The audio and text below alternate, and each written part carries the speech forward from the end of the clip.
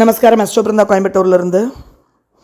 எந்தெந்த நட்சத்திரக்காரங்க என்ன கல்வி படித்தா தவறில்லை, இது தப்பே கிடையாது, இது தொட்டுட்டு இல்லை தப்பு, உன் கர்மா மீறி நீ போகல அப்படின்னு சொல்லலாம். ஆனால் அந்த ஜாதகர் அதில் தான் வருமானம் எடுப்பாரா அப்படிங்கிறதெல்லாம் அவங்க சுய ஜாதகத்தை பார்க்கணும். அஸ்வினி ஆயில்யம் பார்த்தனாலே அவங்க மெடிசனை சயின்ஸ் அண்ட் ரிசர்ச்சை தொட்டலாம். ஆனால் எம்பிபிஎஸ்ஸை கிராக் பண்ணுவாங்களா? ஃபாரின் போய் எம்பிபிஎஸ் முடிச்சுட்டு வந்தால் அந்த எஃப்எம்இஜி ஏதோ ஒரு கிளியரன்ஸ் எக்ஸாம், அதை கிளியரன்ஸ் எக்ஸாமை கிளியர் பண்ணிட்டு அவங்க லைனுக்குள்ளே வர முடியுமா? இதெல்லாம் உங்கள் சுயஜாதகம் சொல்லணும், அது உங்கள் அஸ்ட்ராலஜர் தான் சொல்லணும். ஆனால் அந்த கர்மாக்குள்ளே போயிட்டாங்க. பரணி மகம் கேட்டை உத்தரட்டாதி வச்சு நீ போய் காம்படிட்டிவ் எக்ஸாமில் முட்டி மோது அப்படின்னா அந்த குழந்தைக்கு டிப்ரெஷனுக்குள்ளே போயிடுவாங்க. லக்னம் போய் பரணி மகம் கேட்டை உத்தரட்டாதியில் நின்றுருக்கும். ஜென்ம நட்சத்திரம் அஸ்வினியாக இருக்கும், ஆயில்யமாக இருக்கும். சைன் டாக்டராகன்னு ஃபோர்ஸ் பண்ணிட்டு இருப்போம் நம்ம உட்காந்து. அவங்களுக்குள்ளேயும் அந்த எனர்ஜி இருக்கும், வெறி இருக்கும். புதன் போய் அஸ்வினிலேயோ புதன் போய் பூராடத்துலேயோ உத்தரத்துலேயோ ரோகிணிலேயோ உட்காந்துருக்கும். 1 மார்க் 2 மார்க் அரை மார்க்கில் போயிட்டுருக்கும். தயவுசெய்து தப்பு இல்லை. ஒரு தடவை சில முக்கியமான காலகட்டங்களில் நீங்கள் அஸ்ட்ராலஜர் பார்க்குற தப்பே இல்லை. எனக்கு எதானாலும் சரி, நான் கல் முள் கரடு முரடு எதில் இருந்தாலும் நடக்கட்டும், விதிப்படி போகட்டுங்கிறவங்க தாராளமாக போங்க, அது அப்படியே போய்க்கலாம். ஆனால் எனக்கு ஒரு வழிகாட்டியோடு வேணும், நான் கொஞ்சம் கரெக்டான பாதையில் போகணும், நான் கல் முருடு கடலில் டயர் வெட்டிச்சு பம்பிலெல்லாம் ஏறி அடிங்க சேதாரமாகி அந்த உடம்பு போய் டெஸ்டினி அடையிறதுக்கு கொஞ்சம் கம்ஃபர்டபுளாக நான் போய்க்கிறேன் அப்படின்னா ஒரு அஸ்ட்ராலஜர் நீங்கள் ஃபீஸ் கட்டுறதுன்னு குறைஞ்சி வர மாட்டீங்க.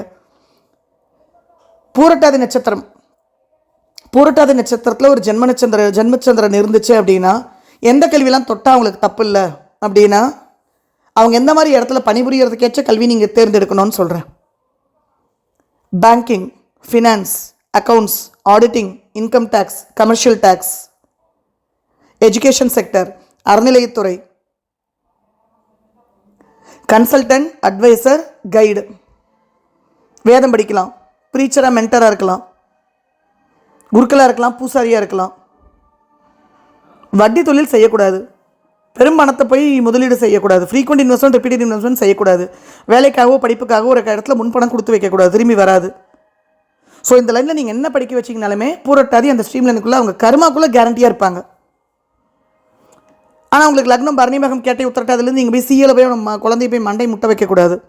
எக்ஸாம் ஏன்னா காம்படிட்டிவ் எக்ஸாம்ஸ் ஆகிடுச்சு, அந்த இடத்துல போட்டியில் போய் உட்கார வச்சிங்கன்னா ஸ்ட்ரெஸ் ஆயிடுவாங்க அவங்க. ஸோ அதுக்கு அஸ்ட்ராலஜர் கைடன்ஸ் தேவை. அது சிஏ பண்ண வேண்டாம், நீங்கள் அது அக்கௌண்ட்ஸ் ஆடிட்டிங்கில் சக்ஸஸ்ஃபுல்லாக வரல, அதுலேயும் எவ்வளோ துறைகள் இருக்குது, அதில் கோலோச்சலால் எப்படியோ நீங்கள் பவருக்கு போவீங்கிறதுல மாற்றம் இல்லை. அந்த குழந்தை வளரும்போதே நாங்கள்லாம் கவர்மெண்ட், எங்கள் அப்பா கவர்மெண்ட், எங்கள் பாட்டி கவர்மெண்ட், எங்கள் தாத்தா கவர்மெண்ட்டு, நீ கவர்மெண்ட் எக்ஸாம் எழுதுன்னு போட்டு ப்ரெஷர் போட்டுக்கிட்டே இருக்காதீங்க. அவங்களுக்கு போது அந்த ஆசை வரட்டும். அவங்க கேட்டே போகிற லக்னம் போய் கேட்டையில் இருக்கும், லக்னாதிபதி கேட்டையில் இருக்கும், நான் சாம்ராஜ்யத்தை ஆளணும்னு நினைப்பாங்க. அதை போய் ஒரு சின்ன சட்டிக்குள்ளே போட்டு நீ கவர்மெண்ட் எவ்வளோ சம்பளம், 1 லட்சம் வருமா, 1.5 லட்சம் வருமா, அவங்க சாம்ராஜ்யத்தை ஆளணுங்கிற எனர்ஜியோடு பிறந்திருப்பாங்க. மாதம் 5 லட்சம் வரைக்கும் என்னால் சம்பாதிக்க முடியும் பிஸ்னஸ்லன்னு இருக்கிறவங்களை கொண்டு போய் கவர்மெண்ட்டுக்குள்ள தள்ளணும்னு ஃபோர்ஸ் பண்ணாதீங்க. உங்களோட ஆசைகளை அங்கே திணிக்காதீங்க. நம்ம கவர்மெண்ட் இருக்குன்னு சொல்லி அங்கே கவர்மெண்ட்டோட திணிக்காதீங்க. அவங்களோட விருப்பத்தை முதல்ல கேளுங்க. ஒரு 50-100 வருஷத்துக்கு முன்னால் பார்த்தீங்கன்னா கவர்மெண்ட் எக்ஸாமில் சர்வசாதாரண குழந்தைங்க பாப்புலேஷன் இவ்வளோ கிடையாது. இப்போ நீட் எத்தனை லட்சம் பேர் எழுதுறாங்க, கவர்மெண்ட் எக்ஸாம் எத்தனை லட்சம் பேர் எழுதுறாங்க, ஆனால் எத்தனை போஸ்டிங் இருக்குது, எம்பிபிஎஸ் எத்தனை லட்சம் எழுதுறாங்க, ஆனால் எத்தனை அட்மிஷன் இருக்குது. அந்த ப்ரெஷரை போடாதீங்க. எல்லா குழந்தைகளும் ஒரே மாதிரி இல்லை, எல்லா வரலும் ஒரே மாதிரி இல்லை, எல்லா குழந்தைகளுக்கும் ஒரே கர்மா இல்லை. கடந்த பிறகு என்ன விதைச்சிட்டு வந்தாங்களோ அதைத்தான் அறுவடை பண்ண போகிறாங்க அந்த குழந்தைங்க. ப்ரெஷர் போடாதீங்க. அவங்களுக்கு இஷ்டம் இருந்தால் 1 தடவை 2 தடவை அதுக்குண்டான எலிஜிபிலிட்டி உண்டு, அதை பற்றி பேசுகிறதுக்கே அவங்களுக்கு தகுதி இருக்குது. புரட்டாதிக்கு 1 தடவை ட்ரை பண்ணி, 2 தடவை ட்ரை பண்ணி, 3 தடவை அவங்களுக்கு ஆக்சுவலாக அவங்களுக்கு என்ன சர்வேவலோ அதுக்குள்ளே அவங்களை டைவெர்ட் பண்ணுங்கள். கவர்மெண்ட் எக்ஸாம் தான் உன் டெஸ்டினின்னு சொல்லி அவங்களை வளர்த்தாதீங்க. அவங்கள போய் டெக்னிக்கலி உட்கார வைக்காதீங்க. சிவில், மெக்கானிக்கல், எலக்ட்ரிக்கல், ஆட்டோமொபைல்னு படிக்க வைக்காதீங்க. அவங்கள ஸ்கில்லுக்குள்ளே கொண்டு வாங்க. மற்றவங்களை வழிநடத்தி அவங்க வருமானம் எடுக்கணும், மற்றவங்களை கைடு பண்ணி வருமானம் எடுக்கணும்.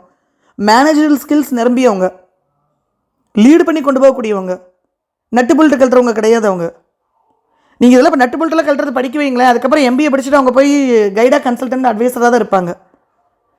இல்லை ஜோசியம் பார்த்துட்டு இருப்பாங்க, அந்த பரம்பரையில் ஜோசியர் இருப்பாங்க, வழிகாட்டிகள் இருக்கணும். இல்லை ஜட்ஜு, வக்கீல், கோர்ட்டு பரம்பரை. தயவுசெய்து மக்களே, பேரண்ட்ஸு எல்லாரையும் பார்த்து சூடு போட்டுக்காதீங்க. குழந்தைகளை சரியான வழி நடத்துறது உங்களோட கையில் இருக்குது, உங்கள் கடமை. வளர்ந்துட்டாங்கன்னா 25 வயசுக்கு அப்புறம் அது அவங்களோட கர்மா. எப்படி வேணாலும் அவங்க ஃப்ரீவில் யூஸ் பண்ணிட்டு போட்டோம். சேதாரத்தோடு அவங்க ஒரு டெஸ்டினி அடைகிறாங்களா, சுலபமாக அடைகிறாங்களாங்கிறது அவங்களோட சொந்த கர்மா. ஆனால் நீங்கள் இந்த டைமில் ப்ராப்பராக வழி நடத்துங்க. 10th முடிக்கும் போது நீங்கள் ஆக்சுவலாக 8th அப்படி தாண்டும் போதே ஜாதகம் பார்க்கணும் குழந்தைகளுக்கு. 11th கரெக்டான அட்மிஷன் போடணும். சயின்ஸ் படிக்கிற குழந்தைக்கு கொண்டு போய் நீங்கள் அக்கௌண்ட்ஸ் ஆடிட்டிங் படிக்க வச்சிடக்கூடாது. அவன் தொட்டாலே மற்றவங்களுக்கு குணமாகவும் இருக்குது. ஃபார்மசிஸ்ட் ஆகிட்டு போகிறாங்க, மைக்ரோபயாலஜி பயோடெக்னாலஜிக்குள்ளே போகிறாங்க. அதில் கோலச்சணுன்னு இருந்தால் அவங்க கோலச்சுவாங்க, பவரில் உட்காருவாங்க. அதில் டிஜிஎம் ரேஞ்சுக்கு அவங்க போய் உட்காருவாங்க. உங்கள் நன்மைக்காக தான் சொல்கிறேன். எல்லா உயிர்களும் இன்புற்று வாழ்க, கொல்லா விரதம் குவளையமெல்லாம் ஓங்குக. இந்த துறையில் அவங்க பணிபுறதுக்கான தகுதி இருக்குன்னா அதுக்கேற்ற குரூப். ஏன்னா குரூப் எல்லாம் சயின்ஸ் வித் மேக்ஸ் எல்லாம் இருக்குது, பயாலஜி வித் மேக்ஸ் எல்லாம் இருக்குது, பியூர் சயின்ஸ்னெல்லாம் நான் படிக்கும்போது இருந்துச்சு.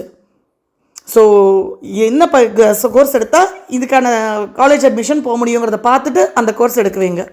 11th அதுக்கேற்ற மாதிரி டைவெர்ட் பண்ணுங்கள். வாழ்க வளமுடன். குழந்தைங்க உங்கள் குடும்பத்துக்கும் தனக்கும் சமூகத்துக்கும் பூமிக்கும் பயனுள்ள குழந்தைகளாக வளர்கிறதுக்கு, ரொம்ப சக்ஸஸ்ஃபுல்லாக இருக்கிறதுக்கு, ஆரோக்கியத்தோடு ஒழுக்கத்தோடு இருக்கிறதுக்கு, எல்லா உயிர்கள் மேலும் கருணை கொண்ட ஜீவன்களாக வளர்கிறதுக்கு என்னோட ஆசீர்வாதம். எல்லா உயிர்களும் இன்புற்று வாழ்க, கொல்லா விரதம் குவளையமெல்லாம் ஓங்குக. More your compassionate. எவ்வளோக்கு எவ்வளோ கருணையோடு வளர்றீங்களோ அவ்வளோக்கு எவ்வளோ பிரபஞ்சம் உங்களுக்காக நிற்கும். Universe always has your back.